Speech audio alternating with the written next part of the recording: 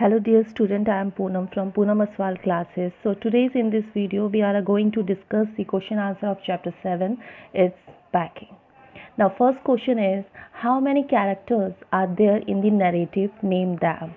Narrative means कहानी सुनाने वाला यानी author. Answer is, there are 4 characters in the narrative. They are the author, Harris, George and Montmorency the dog. यानी इस story में 4 character थे. वो 4 कैरेक्टर कौन थे? एक तो ऑथर जिसका नाम जेरोम था, दूसरा हैरिस, तीसरा जॉर्ज एंड चौथा था मॉन्टमोरेंसी जो कि एक डॉग था. Now next question is, why did the narrator यानी Jerome volunteer to do the packing? Volunteer means स्वयं सेवक, यानी क्यों जो नरेटर था उसने क्यों कहा कि वो खुद पैकिंग करना चाहता है? Answer is, the narrator to believe that he could do packing better than anyone else. He was proud of his skill, so he told his friend to leave the whole job to him. Narrator को ये विश्वास था कि वो packing करने में बहुत अच्छा है और उसको अपने पे बहुत ज़्यादा प्राउड था. किस स्किल पर? पैकिंग की स्किल पर. इसलिए उसने अपने फ्रेंड्स को बोला कि तुम ये काम छोड़ दो, मैं ये पैकिंग का काम करूँगा. Now question number 3 is, how did George and Harris react to this? Did Jerome like their reaction? यानी जॉर्ज और हैरिस ने कैसे रिएक्ट किया जब जेरोम ने बोला था कि पैकिंग वो करेगा? क्या जेरोम को कोई रिएक्शन था? Answer is, George and Harris readily agreed to the narrator's suggestion that he would do the entire packing. George और हैरिस आसानी से एग्री हो गए जब नरेटर ने यानी जेरोम ने बोला कि वो पैकिंग करेगा. But there was a something mysterious about the way they accepted the offer. But जब उन्होंने एग्री तो हो गए वो उस बात से कि हाँ वो पैकिंग करेगा, मगर उनको वो थोड़ा मिस्ट्री लग रहा था. क्यों? रहस्यमय लग रहा था कि क्या होगा पैकिंग करते हुए. So the narrator didn't like their reaction. इसीलिए नरेटर को ये रिएक्शन पसंद नहीं आया. तो उनका रिएक्शन क्या था जेरोम का? उनका रिएक्शन ये था जो उनको अच्छा नहीं लगा, जो कि जॉर्ज और हैरिस की तरफ से क्या लग रहा था? मिस्ट्री लग रहा था. Now question number 4 is, what was Jerome real intention when he offered to pack? Jerome का असली में क्या इरादा था जब वो क्या कर रहे थे? पैकिंग कर रहे थे. क्या इरादा था उनका? असली का क्या इरादा था? Answer is, Jerome wanted to the boss of the job, that's why he offered to pack. Jerome ये चाहते थे कि वो इस काम करने में बॉस रहे, इसीलिए ये इनका असली इरादा था. इसीलिए उन्होंने ऑफर्ड किया कि वो क्या करेंगे? पैकिंग करेंगे.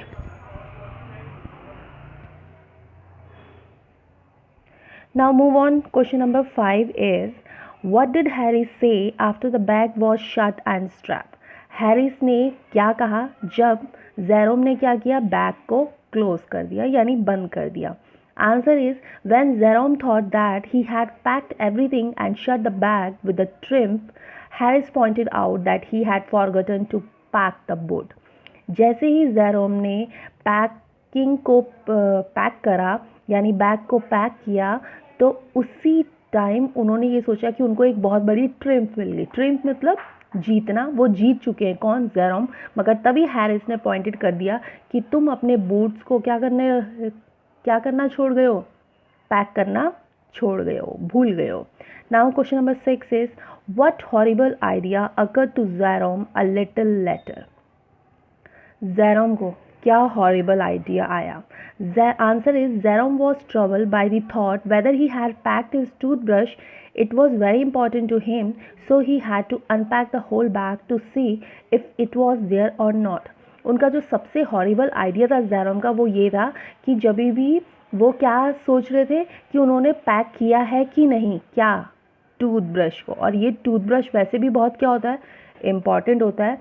फिर इसीलिए वो उस टूथब्रश के लिए क्या करते थे? अनपैकिंग हो जाती थी यानी फिर से पैक को खोलना फिर बंद करना. इसीलिए वो बहुत ज़्यादा उनको क्या लगता था? हॉरिबल आइडिया लगता था. Now question number 7 is, where did Jerome finally find the toothbrush? Jerome को फाइनली उनका टूथब्रश कहाँ मिला? Answer is, Jerome finally found his toothbrush inside a boot. Finally Jerome को अपना टूथब्रश बूट के अंदर मिला. Now question number 8 is, why did Jerome have to reopen the packed bag? क्यों जेरोम ने अपना बैग को दोबारा खोला जो कि वो क्या कर चुके थे, उसको पैकिंग कर चुके थे? Answer is the narrator finally found his toothbrush inside the boot, Jerome pack the bag again. जैसे ही नरेटर को यानी जेरोम को टूथब्रश मिला, कहाँ पे मिला? उनके बूट के अंदर मिला, तो उन्होंने अपने बैग को पैक कर लिया। But soon he realise that he had packed his tobacco pouch too in it. तभी उनको रियलाइज हुआ कि अरे उन्होंने तो अपना टबैको पाउच भी क्या कर दिया है, पैक कर दिया है। Once again he had to unpack the packed bag to get his tobacco pouch. यानी फिर दोबारा से उनको अपने पैकिंग को अनपैक करना पड़ा। क्यों? क्योंकि उस टबैको पाउच के लिए। Now question number 9 is what did George and Harris offer to pack and why? George और हैरिस ने किस चीज़ को पैक करने के लिए कहा और क्यों कहा? Answer is George and Harris offer to pack hamper because they asked Jerome to take some rest. They decided to pack the hamper. George और हैरिस ने क्या ऑफर किया था पैक करने के लिए? हैम्पर को पैक करने के लिए ऑफर किया था बिकॉज क्योंकि उनको पता था हाँ कि जेरोम को क्या चाहिए, अब रेस्ट चाहिए, क्योंकि जेरोम ने बैग को पैकिंग की थी। इसीलिए उन्होंने डिसाइडेड किया कि वो हैम्पर को अब क्या करेंगे, पैकिंग करेंगे। Now question number 10 is while packing the hamper, George and Harris do a number of foolish and funny things. Take the statement which are true.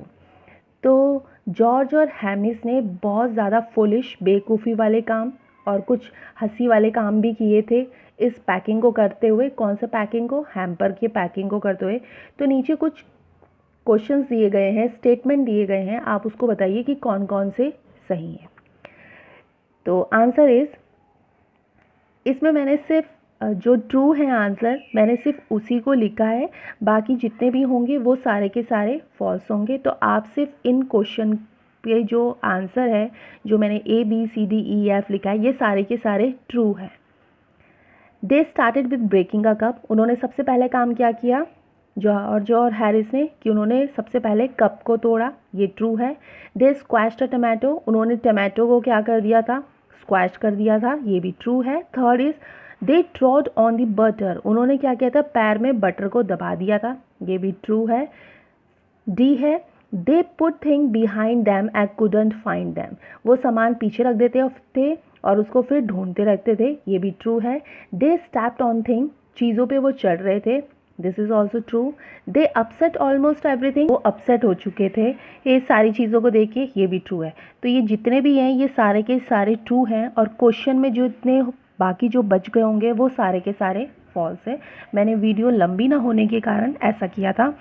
अगर आप सही से देखें तो the true statement are as follow. जो question में जो true है वो फर्स्ट है, थर्ड है, फोर्थ है, सिक्स्थ है, सेवेंथ है एंड नाइन्थ है, और बाकी के सारे फॉल्स है। Now move on question number 11th. What does Jerome say was Montmorency ambition in life?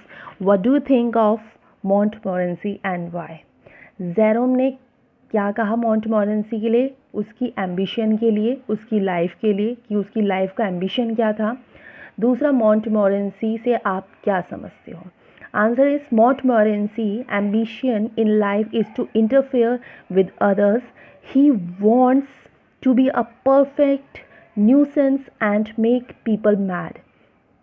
तो मॉन्टमोरेंसी का जो ज़िंदगी का एक ही एम्बिशन था वो था कि दूसरों के काम पे अड़ंगे डालना।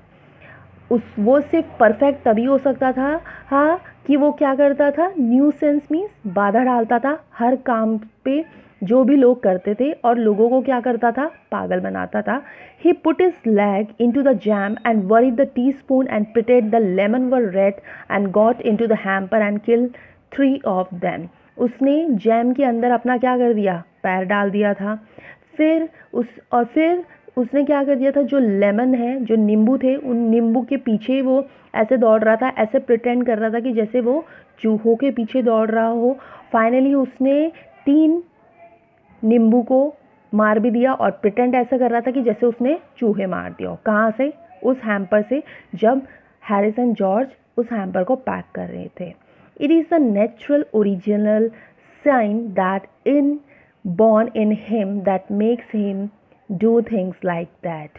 यानी कि मॉन्टमोरेंसी जो है उसका नेचर ही ऐसा है कि उसकी जो शरारतें हैं और गलत हरकतें हैं वो ऐसा ही करता है। ये किसने कहा था? जेरोम ने कहा था। तो ये था क्वेश्चन नंबर 7 के question and answer. We come to end this question answer. Thanking you for watching this video. If you like the video, do hit the like button and share this video for your friends, and for more such a lesson please subscribe to our channel Poonam Aswar Classes. Thank you.